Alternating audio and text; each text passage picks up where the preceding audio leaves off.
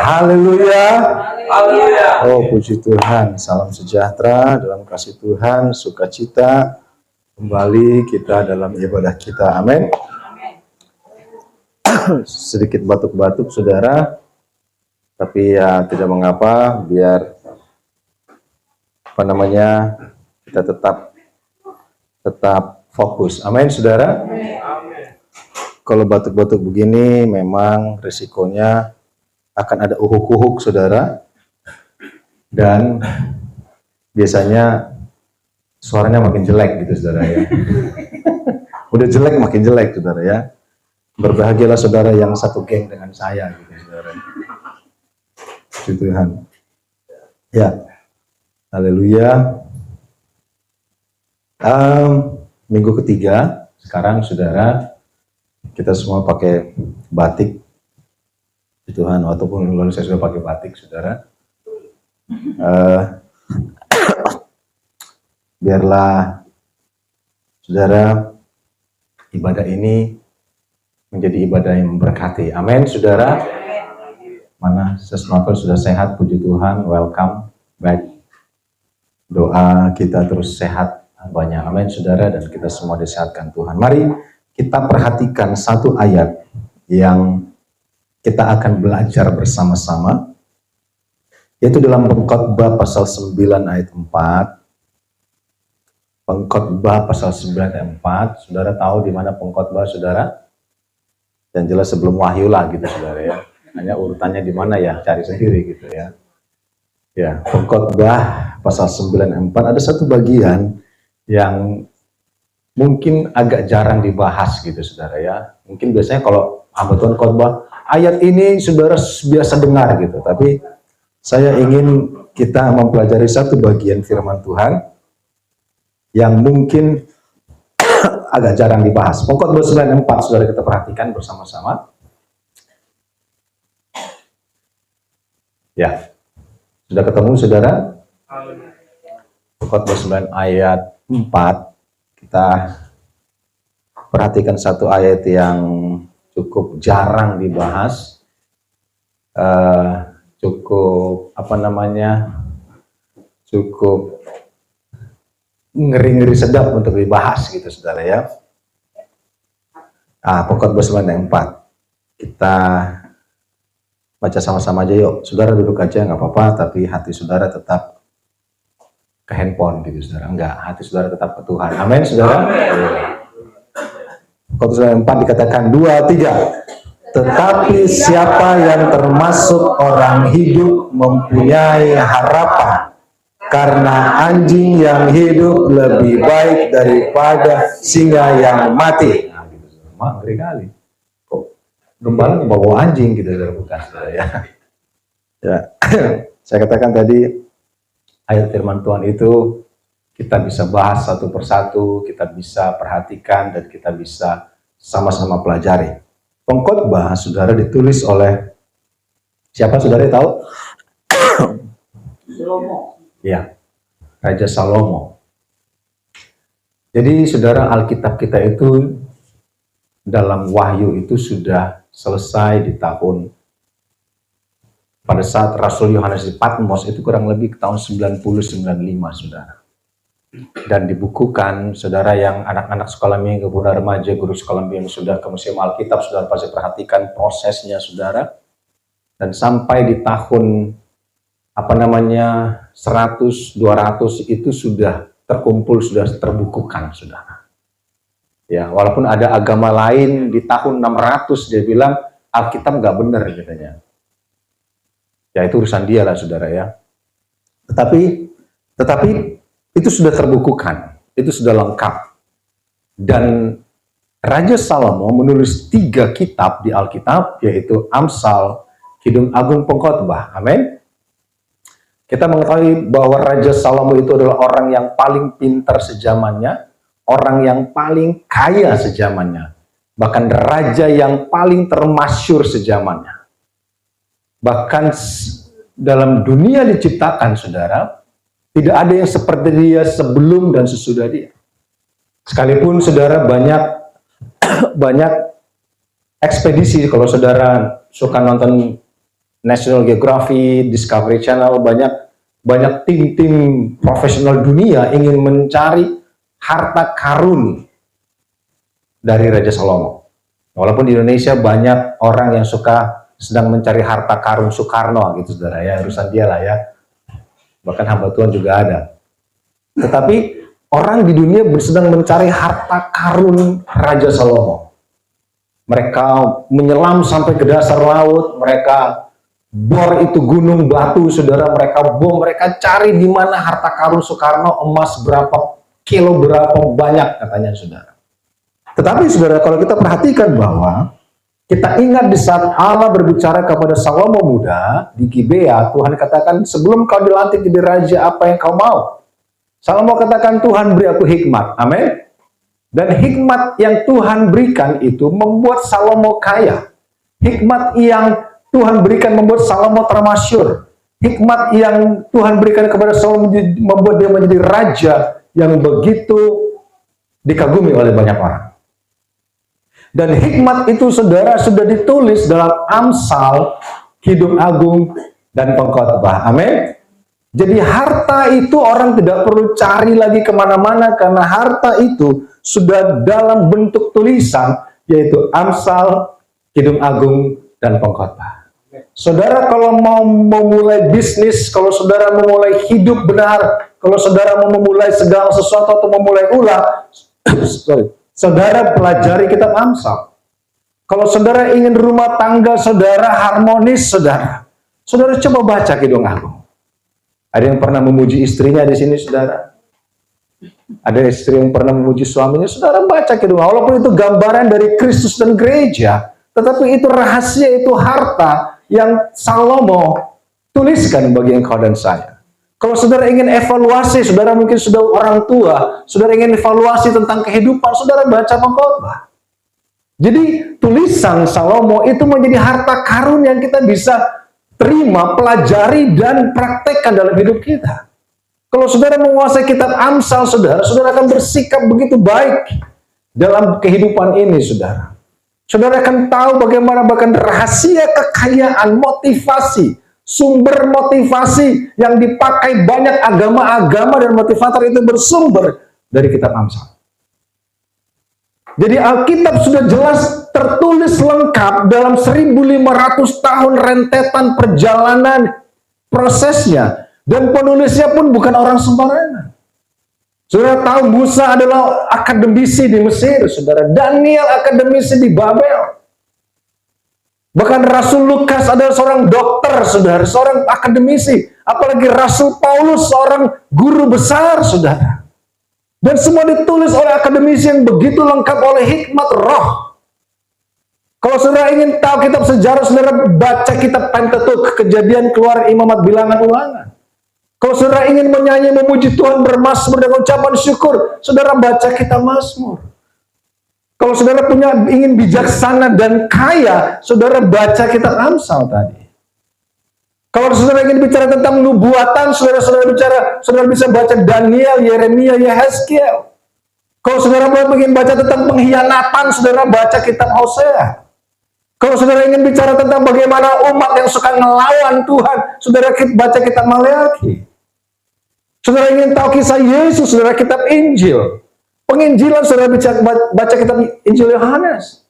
Kalau saudara ingin tahu manifestasi Roh Kudus, saudara baca kisah Rasul, saudara. Kalau saudara ingin menjadi jemaat yang diproses, dibentuk, saudara baca kitab-kitab surat-surat Rasul Paulus kepada jemaat-jemaat. Amin. Jadi lengkap itu Alkitab, saudara. Saudara ingin tahu masa depan yang lebih lagi, saudara bisa baca kitab Wahyu. Kesempatan begitu banyak, saudara. Dan semuanya ada dalam firman Tuhan. Amin. Mari kembali kita fokus kepada Pengkhotbah 9 ayat 4. Tetapi siapa yang termasuk orang hidup mempunyai harapan, karena anjing yang hidup lebih baik daripada singa yang mati. Pada saat penamatan sekolah kita Banten, saudara, ditanya, apa ayat masnya? Saya ingin pakai ayat mas ini, saudara. Tapi Ibu Gembala larang saya, katanya. Jangan, gitu. Jadi saya ambil yang lain. Dalam terjemahan bahasa Inggris dikatakan, King James, for to him that is joined to all the living, there is hope.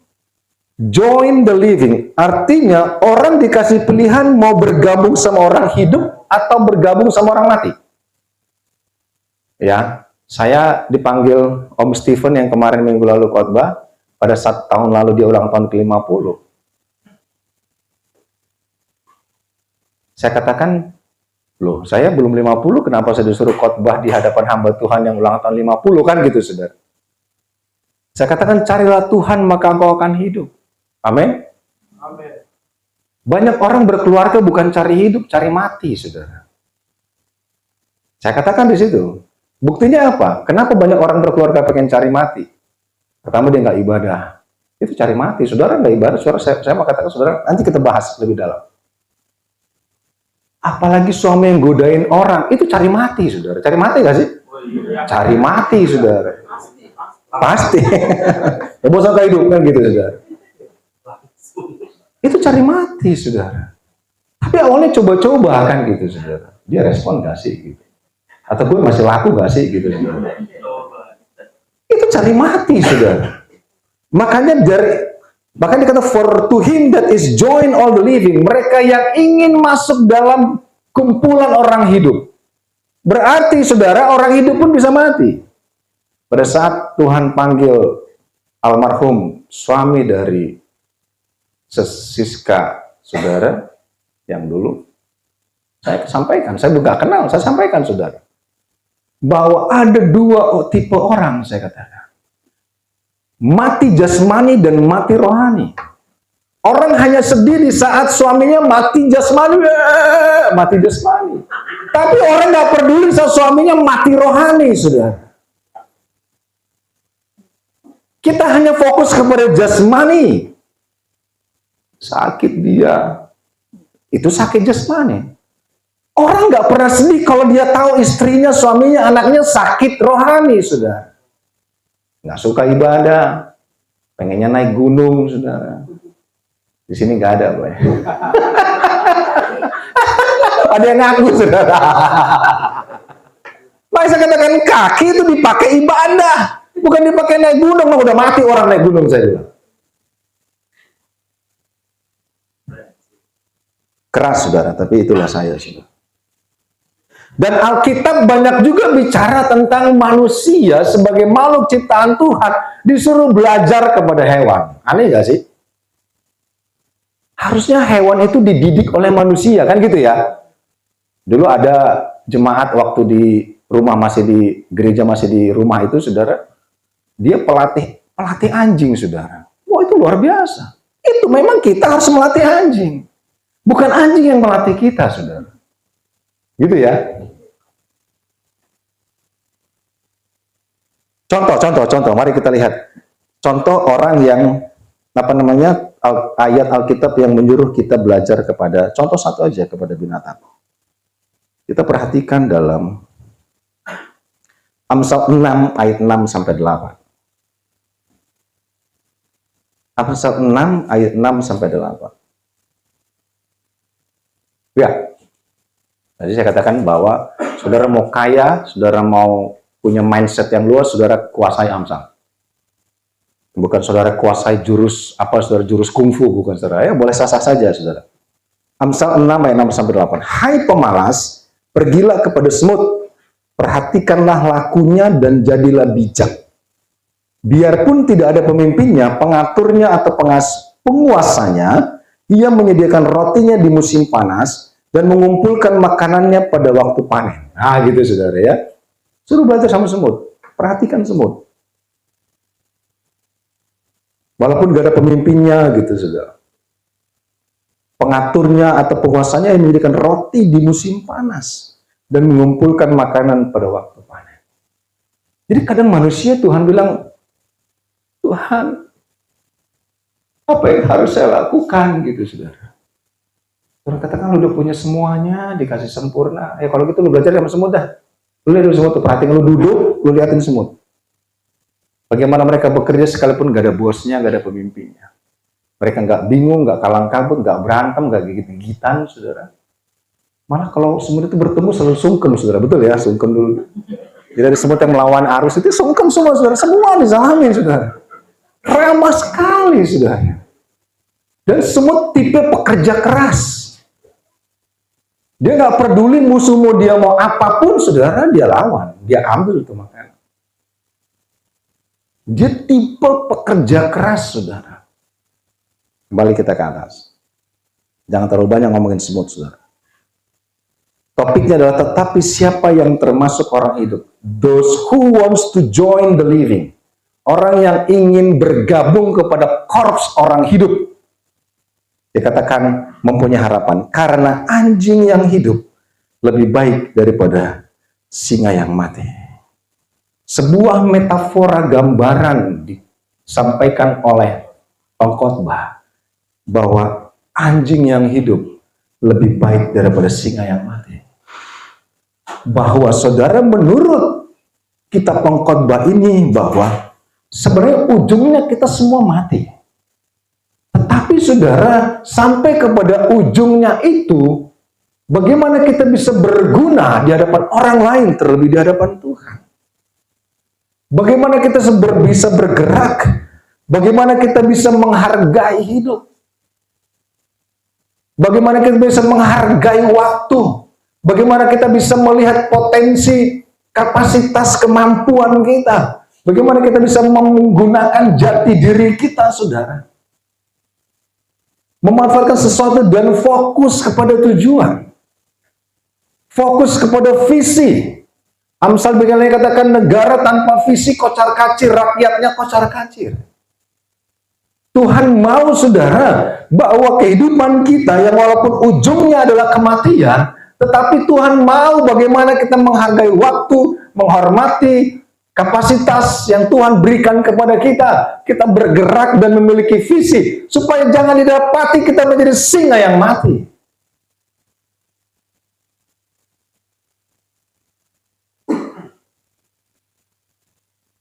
Mari kita perhatikan dalam Hakim-Hakim pasal 7. Ayat 3-7. Hakim-Hakim pasal 7, ayat 3-7 dikatakan apa, saudara? Maka sekarang serukanlah kepada rakyat itu demikian. Ini Gideon, mau perang, saudara. Siapa yang takut dan gentar, biarlah ia pulang, enyah dari pegunungan Gilead. Tadi Amsal katakan, siapa yang who wants to join the living corpse. Siapa yang mau masuk kepada grupnya orang hidup. Walaupun di mata Tuhan, nggak semua orang itu hidup. Betul ya?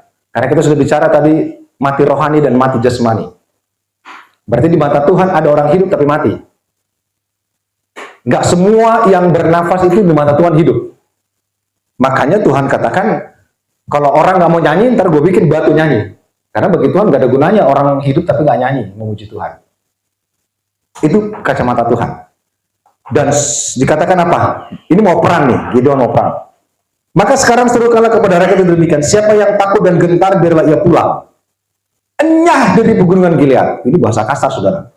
Kalau orang Medan kata mampu saja mereka semua, kan gitu, saudara. Ini bahasa Medan. Lalu pulanglah 22.000 orang dari rakyat itu dan tinggal 10.000 orang. 22.000 pasukan yang ada tinggal 10.000. Berarti 12.000 takut pulang, nggak mau.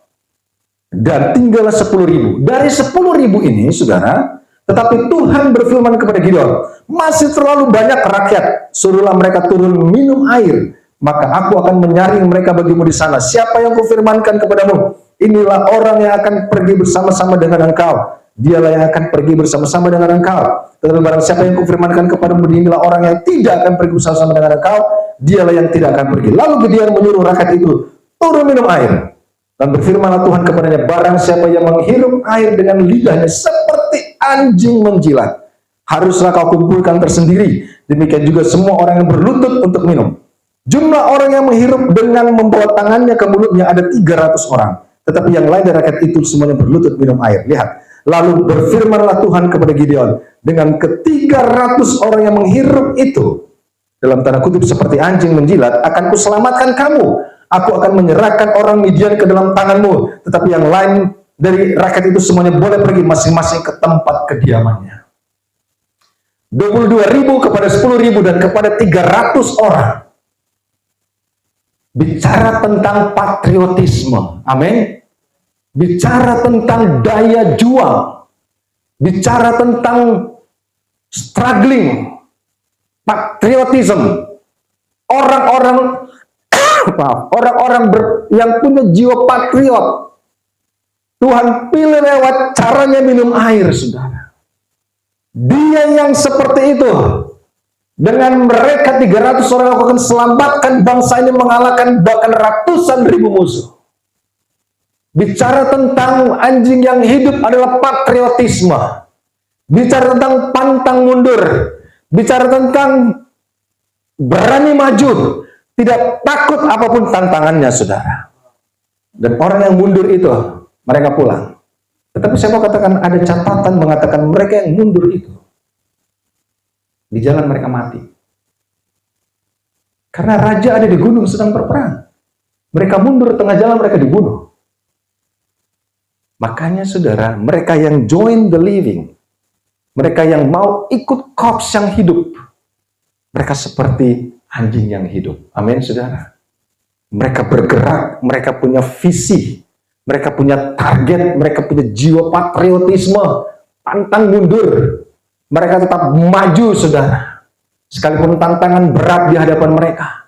Punya visi yang besar, punya impian yang besar, punya doa yang luar biasa, saudara. Sekalipun banyak orang katakan, dulu saya naik turun gunung. Tetapi sekarang mereka tidak melakukan apa-apa.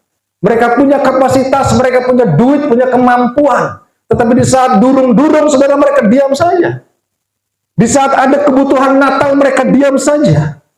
Padahal mereka punya semuanya, tetapi mereka hanya bicara dulu, dulu, dan dulu. Tuhan katakan anjing yang hidup lebih baik daripada singa yang mati. Tuhan nggak mau hanya cerita. Tuhan mau engkau dan saya terus berkarya. Amin.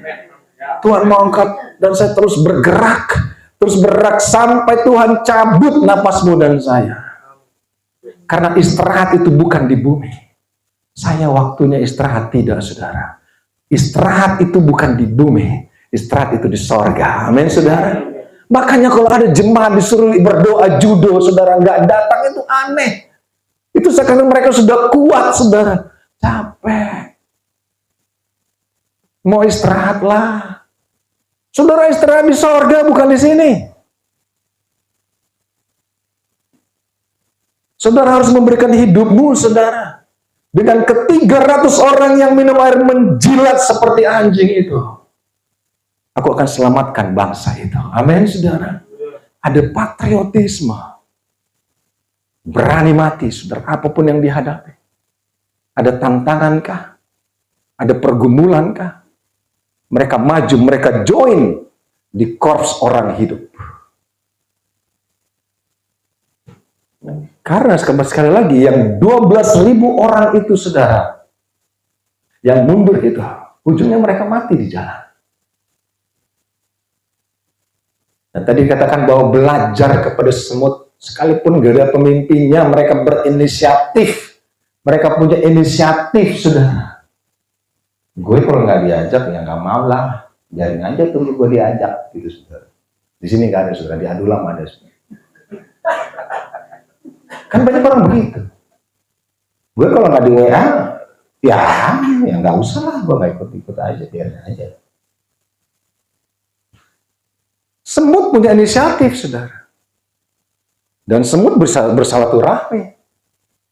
Dia ketemu sama semut yang lain, saudara. Nggak tahu itu semut marga apa, dia tetap salam, saudara.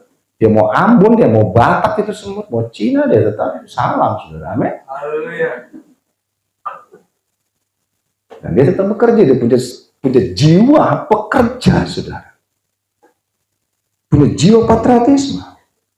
Setiap Sabtu pagi, Bugum dengan saya itu naik motor, saudara, motoran.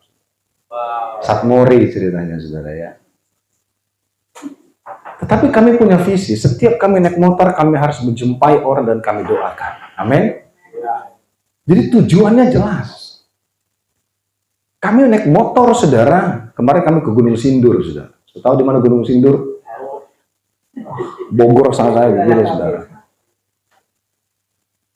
Ke sana, kami naik motor, kami jumpain orang, kami mendoakan mereka. Satu kali kami yang sudah kami ceritakan, saudara, kami pergi naik motor sampai di sebuah danau, saudara. Ketemu orang, dia lagi nangis, bapak dan anak. Saya katakan, kenapa? Kami doakan. Kami salam Pantai Kosta, saudara. Dan saudara harus tahu itu, identitas itu, saudara. Dan kita pun wajib, saya katakan, saudara ada hamba Tuhan khotbah di sini, saudara. Saudara kalau punya duit, saudara salam Pantai Kosta kepada hamba Tuhan itu. Itu Pantai Kosta yang sejati, saudara. Amin. Amin. Saudara, bagus ya firmannya dari wilayah ya, bagus. Tapi saudara, apakah engkau diberkati? Kalau saudara berkati, saudara salam Pantai Kosta. Amin. Dan itu membuat saudara dan saya diberkati. Itu identitas Pantai Kosta, saudara. Dan kami motoran, saudara. Setiap kami kemana, kami salam Pantai Kosta. Sekalipun nilainya tidak banyak, tapi itu bentuk kasih, saudara. Amin. Kalau ada orang Batak kan ada, saudara, acara, wah, mana ingot gitu. Sudah tahu ingot, saudara?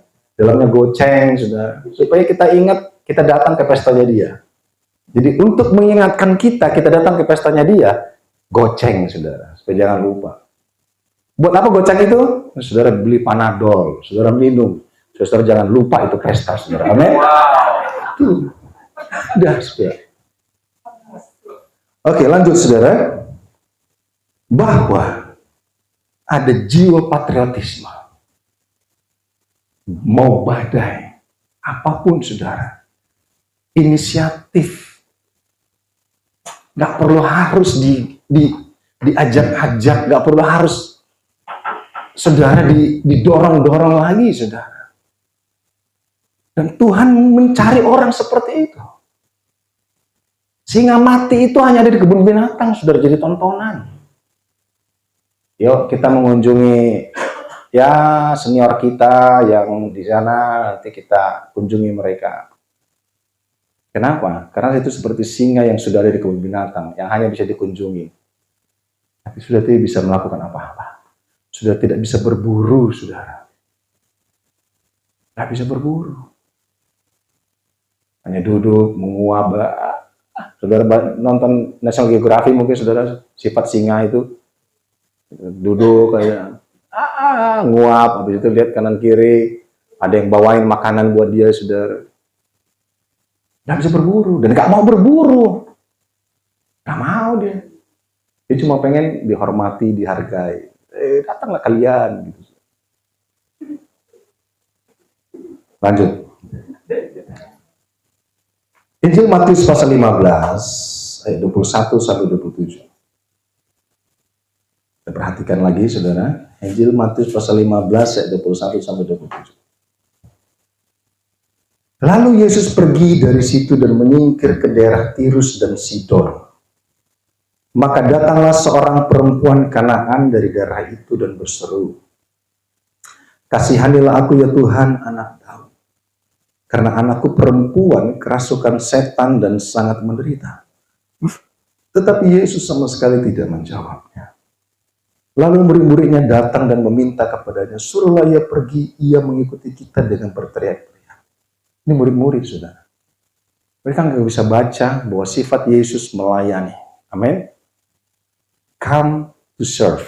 Itu Yesus. Amin, saudara. Saya katakan tadi, Alkitab kita ditulis oleh banyak akademisi yang pakar.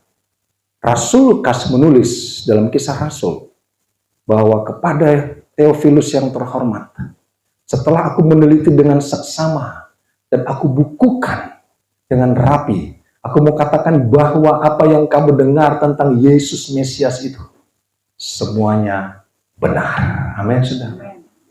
Tesis saya, saudara, kepada STT IKAT mengajukan proposal tesis magister teologi dengan judul, gitu, saudara, pengaruh keteladanan dan integritas gembala terhadap loyalitas jemaat di GPD Gereja Karang Mulia. Amin. Saya paparkan tema kita, chosen by God, love is sacrifice, come to serve. Saya kata bahwa melayani itu bukan mencari untung, tapi mencari rugi. Amin, saudara. Saya paparkan dalam tesis saya bahwa penelitian di GPD Eklesia itu semuanya benar. Amin, saudara. Dan itu bisa dipertanggungjawabkan secara akademis di hadapan para guru besar, saudara, termasuk Yasona, itu guru besar, saudara, di estetika. Itu bertanggungjawabkan secara akademis bahwa penelitian saya di tempat ini lewat tema kita sebanyak 4 tahun itu semua sudah terimplementasikan. Amin. Dan itu laporan saya kepada Tuhan sebagai gembala. Murid-murid waktu itu kurang paham maksudnya Yesus. Sifat Yesus dia kurang paham. Gak perlu ngomong sebenarnya Yesus. Murid-murid, kalau ada yang sakit kau bawa ke aku. Gak perlu ngomong sebenarnya. Karena Yesus itu come to serve. Dia datang untuk melayani. Dia senang melayani, saudara. Tapi murid-murid malah kadang mengusir mereka. Murid-murid menolak mereka. Seakan-akan jiwa pelayanan belum ada di hati murid-murid waktu itu. Tetapi, oke, lanjut. Jawab Yesus, aku diutus hanya kepada domba-domba yang hilang dari umat Israel. Tetapi perempuan itu mendekat dan menyembah dia sambil berkata, Tuhan, tolonglah aku. Tetapi Yesus menjawab, tidak patut mengambil roti yang disediakan bagi anak-anak untuk melemparkannya kepada anjing. Kata perempuan itu, benar Tuhan. Namun anjing itu makan remah-remah yang jatuh dari meja Tuhannya. Ada kerendahan hati. Ada kerendahan hati, saudara.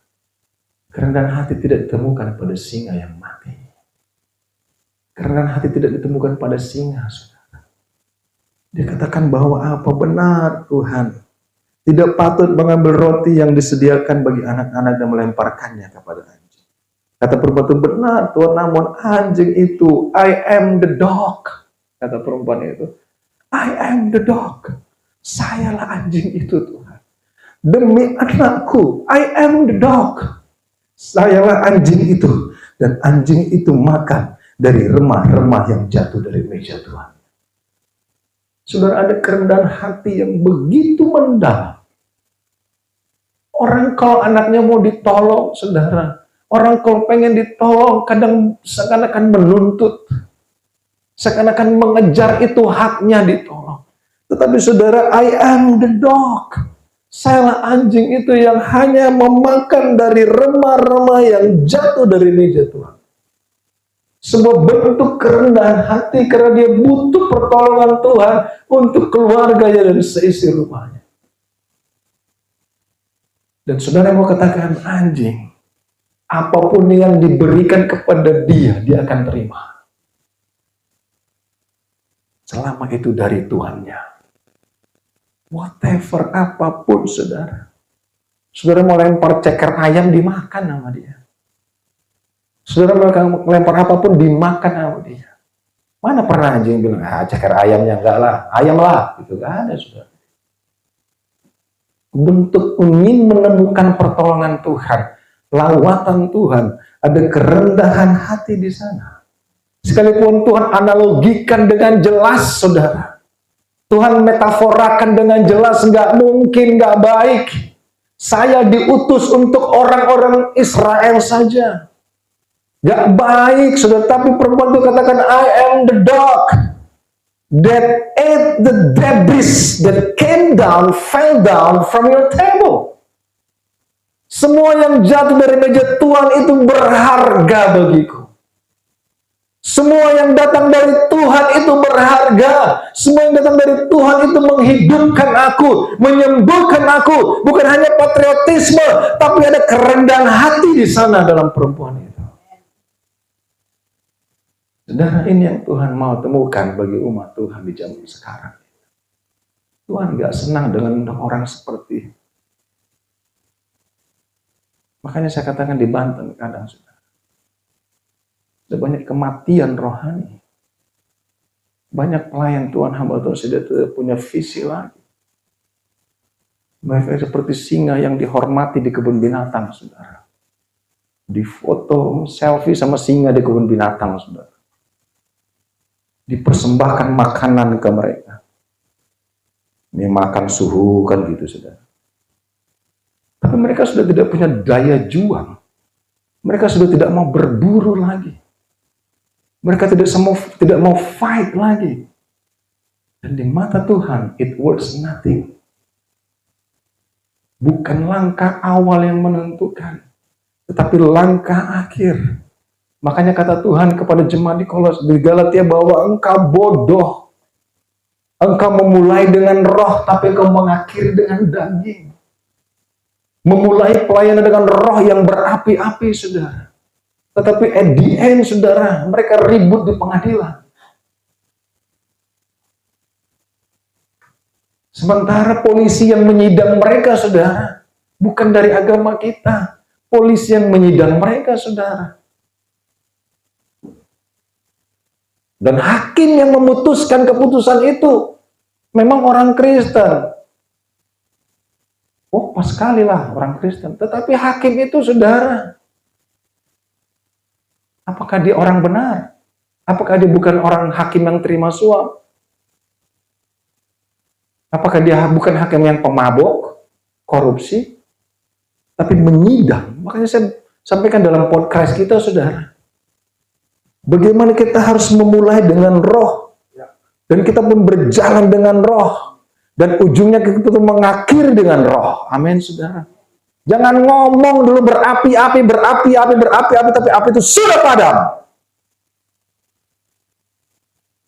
Tuhan gak suka sama singa yang mati.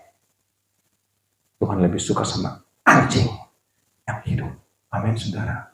Yang mau bekerja, berpatriot, dan dia memiliki tetap hineni, kerendahan hati di hadapan Tuhannya. Apapun yang jatuh dari remah meja Tuhannya, dengan ekor yang begitu senang dia menyambut itu, apapun itu. Dan Gideon katakan lewat firman Tuhan, dengan ke-300 orang itu, selamatkan bangsa itu. Amin, saudara. Bagaimana Tuhan mencari orang-orang. Kita perhatikan dalam 1 Petrus 5 ayat 5 sampai 6.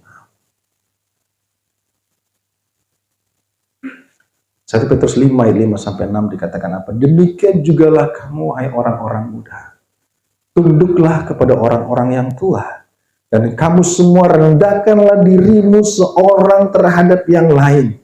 Sebab Allah menentang orang yang congkak, tetapi mengasihani orang yang rendah hati.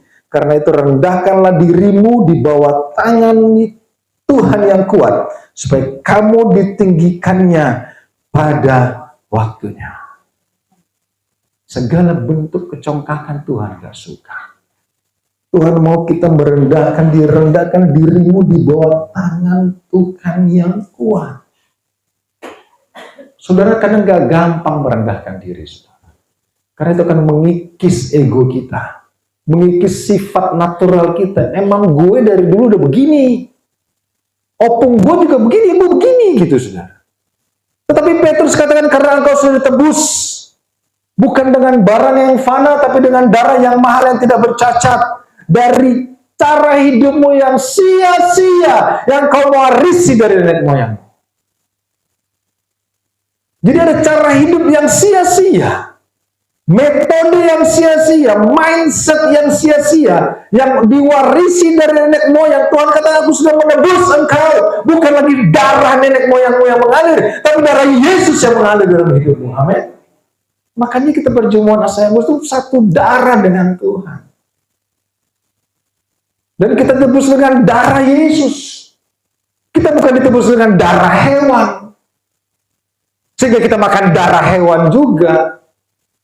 No. Ditebus dari cara hidup yang sia-sia. Mengikis keegoan. Mengikis siapa kita, mengikis siapa gue. Dan Tuhan senang dengan hal sehingga pertolongan, sehingga dikatakan apa? Bahwa rendahkanlah dirimu di bawah tangan yang kuat, supaya kamu ditinggikannya pada waktunya. Kalau kita analogikan, kalau kita tidak pernah merendahkan diri kita tidak akan pernah ditinggikan pada waktunya. Jelas. Dan Tuhan mau melawat, menolong kita, supaya kita ditinggikan pada waktunya, dipulihkan pada waktunya, diberkati pada waktunya. Perempuan itu, janda itu katakan, Tuhan, even though you call me a dog, I am the dog.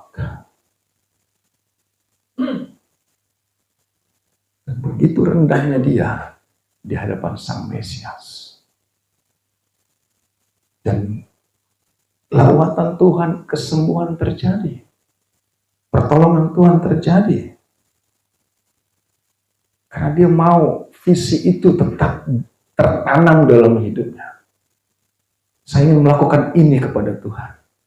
Saya ingin setia berpatriot kepada Tuhan.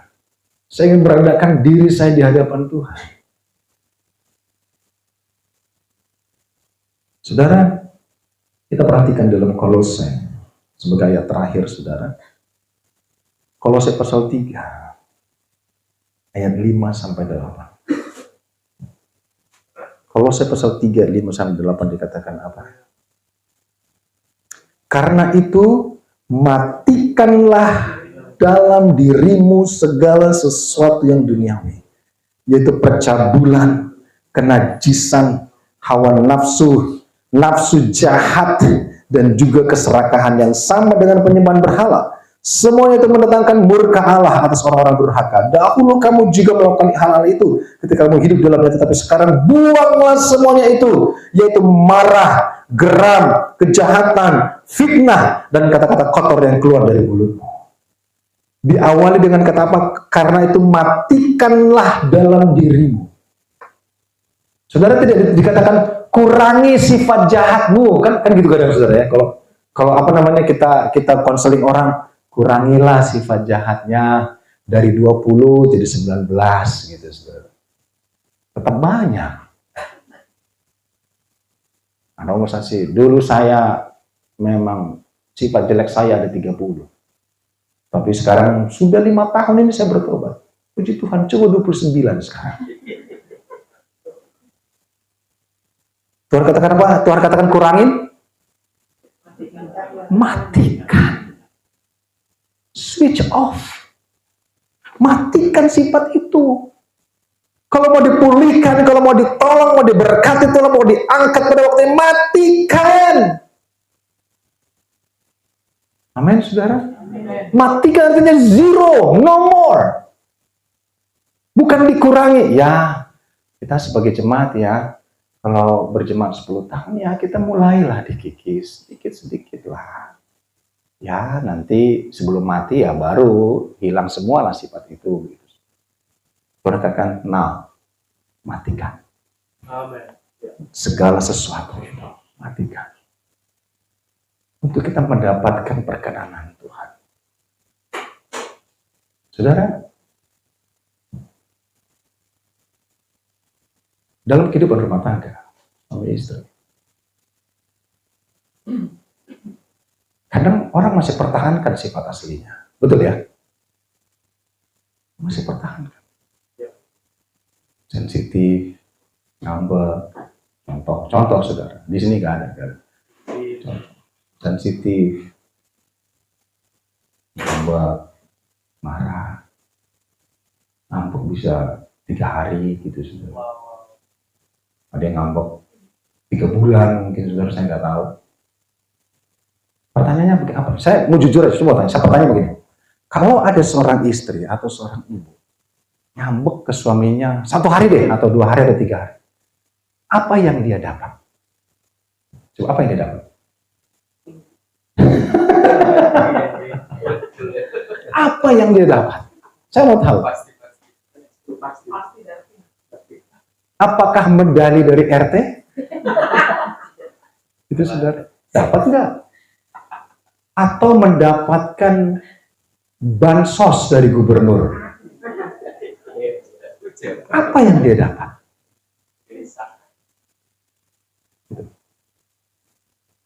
Jadi sifat itu Tuhan bilang, matikan.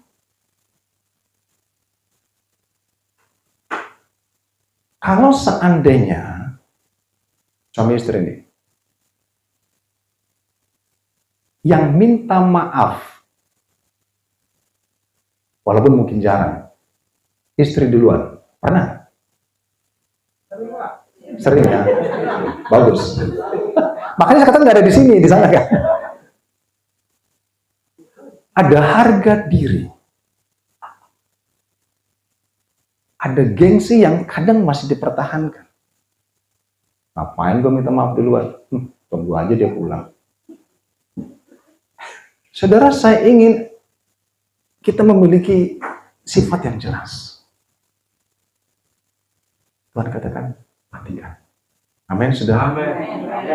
Matikan. Bukan dikurangi, matikan. Supaya engkau dan saya diangkat pada waktu. Saya pun, saudara. Saya banyak salah. Di keluarga, kami suami istri. Tapi saya punya keberanian untuk minta maaf. Amin. Ini dari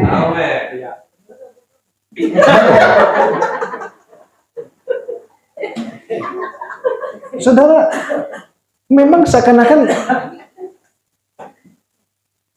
artinya saudara ada harga diri yang harus direndahkan di sana. Gak mungkin tiba-tiba tetangga bilang, kalian kan lagi berantem. Terus dia suaminya bilang, cie, minta maaf. Ini urusan rumah tangga gue gitu.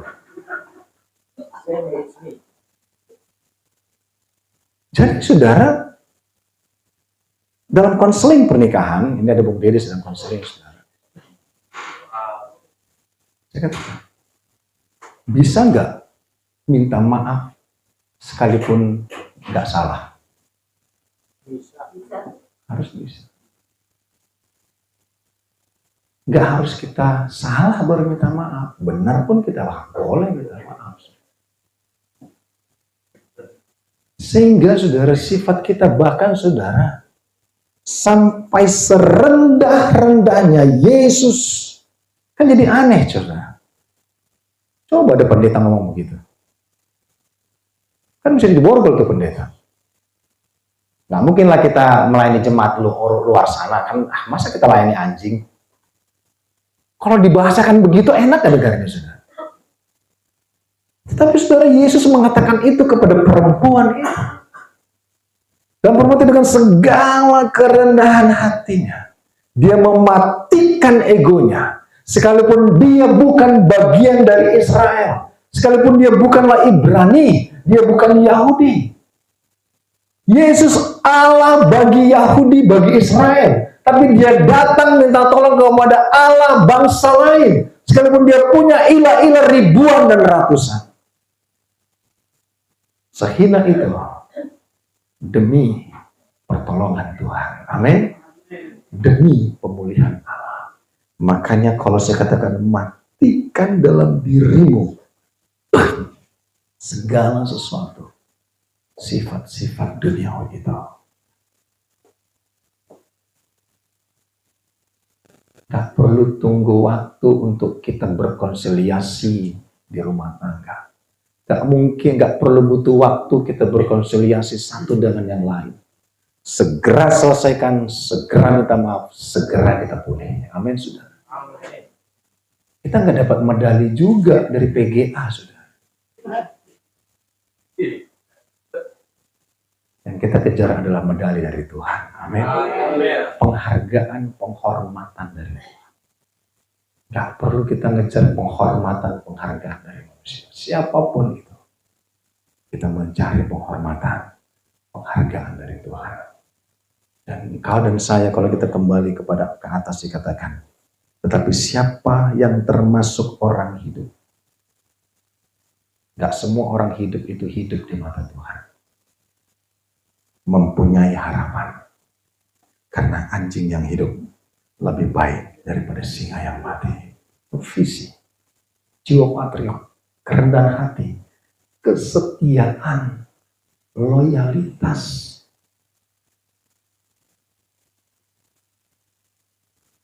Kesetiaan kepada satu Tuhan. Saudara, mungkin saudara yang pernah punya anjing, saudara.